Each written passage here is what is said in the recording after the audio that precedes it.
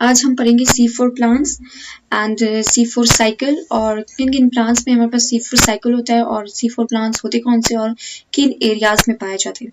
तो सबसे पहले हम लोग इसकी इंट्रोडक्शन देखते हैं कि C4 प्लांट्स होते किस में। अब सबसे पहली बात ये है कि जो हमारे पास ड्राई ट्रॉपिकल रीजन्स होते हैं ना, उनमें हमारे पास C4 प्लांट्स पाए जाते हैं इन ड्राई ट्रॉपिकल रीजन्स। ठीक है, इनके एग्जाम्पल्स में अगर हम लोग देखें तो हमारे पास आ जाएगा मेज, शुगर केन एंड सॉलगम।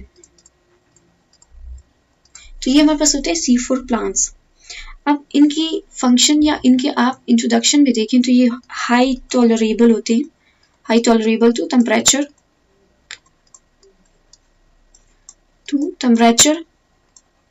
ठीक है, और हाई लाइट इंटेंसिटी पे भी ग्रो कर सकते हैं।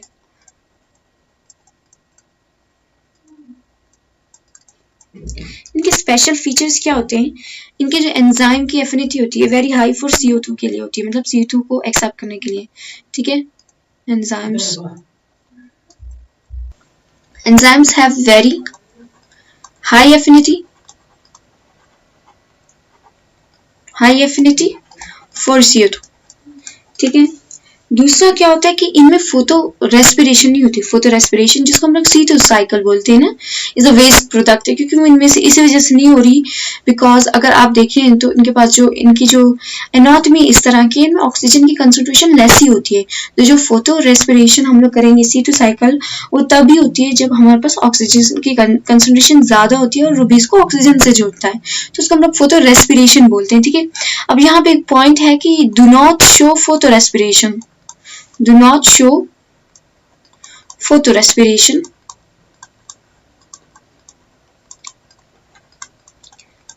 ठीक है, दूसरा इनके पास क्या होता है संकन स्टोमेटा, दूसरा इनके पास क्या होता है sunken stomata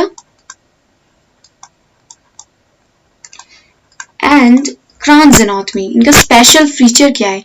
क्रॉन्स anatomy, Kranz anatomy. ठीक है, ये इनका स्पेशल फीचर है।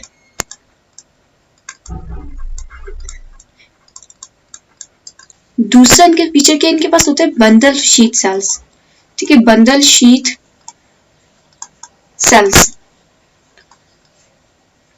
अब इनके बंडल शीट सेल्स किस तरह के होते हैं? सबसे पहले इनके बंडल शीट सेल्स होते हैं तो कुछ थिक ही होंगे, जाहिर सी बात, इतने हाई टेम्परेचर में रह रहे हैं।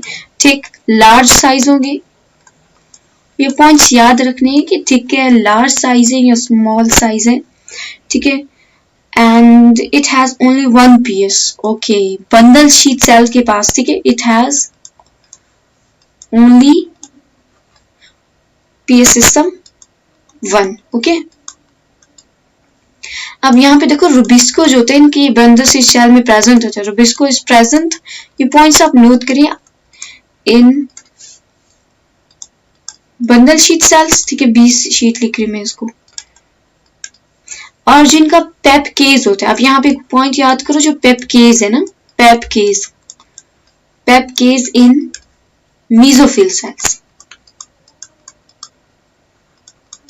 अब यहाँ पे एक बात याद रखें कि अगर यहाँ पे रुबिस्को प्रेजेंट है तो वो होते हैं ना इनके साथ C4 साइकिल कर रहे हैं, लेकिन इनके पास C3 साइकिल भी ये लोग करते हैं बंडल शीट सेल्स में। तो हम लोग लिख सकते हैं कि C3 cycle also occurs in bundle sheet cells।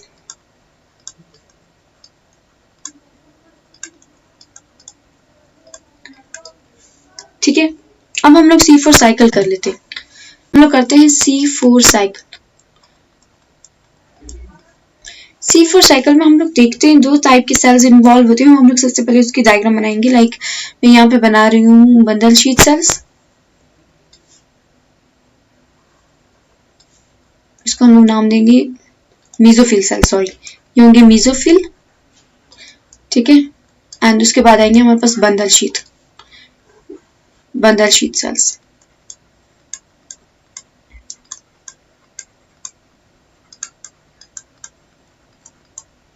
तो सबसे पहले हम लोग देखें कि यहाँ पे मेसोफिल सेल्स में हमारे पास C3 साइकिल नहीं होता, जैसे कि हमारे पास जो नॉर्मल प्लांट्स है हमें पता है कि वहाँ पे हमारे पास मेसोफिल सेल्स होते हैं और उनमें क्लोरोप्लास्ट होता है और उनमें बाकी स्ट्रक्चर है और वहाँ पे हमारे पास C3 साइकिल हो रहा होता है।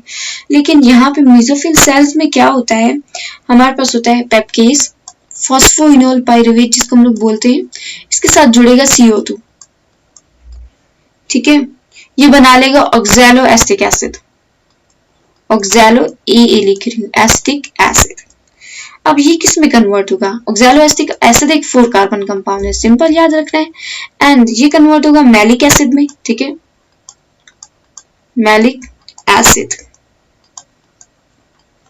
और जब ये मैलिक एसिड में कन्वर्ट होगा तो ये जाएगा हमारे, मैलिक एसिड भी 4 कार्बन कंपाउंड है, कार्बन सेम ही है, ये जाएगा हमारे बेंजल शीट सेल्स में।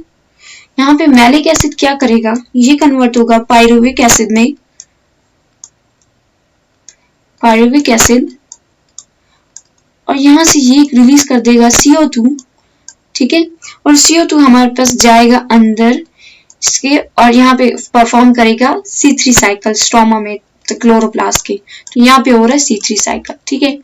और बाकी जो हमारे पास पाइरुविक एसिड है दोबारा ये रीजनरेट हो जाएगा पेप्केज में रीजनरेट होगा, और यहाँ पे हम लोग कितने ATP यूज करेंगे, 2 ATP यूज करेंगे, ठीक है, 2 ATP हमारे पास यूज होंगे और इनऑर्गेनिक फॉस्फेट में कन्वर्ट हो जाएंगे, ठीक है।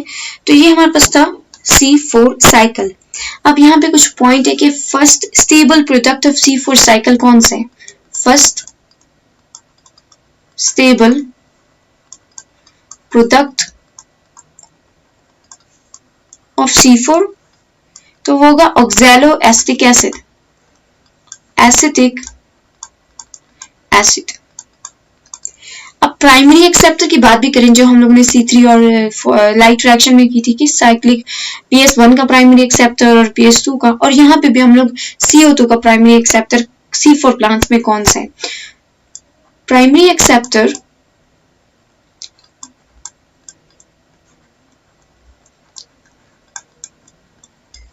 यहाँ पे होगा हमारे पास पेप्केज, फॉस्फोइनोल पाइरुवेट, पूरा नाम लिख लेती हूँ, फॉस्फोइनोल पाइरुवेट,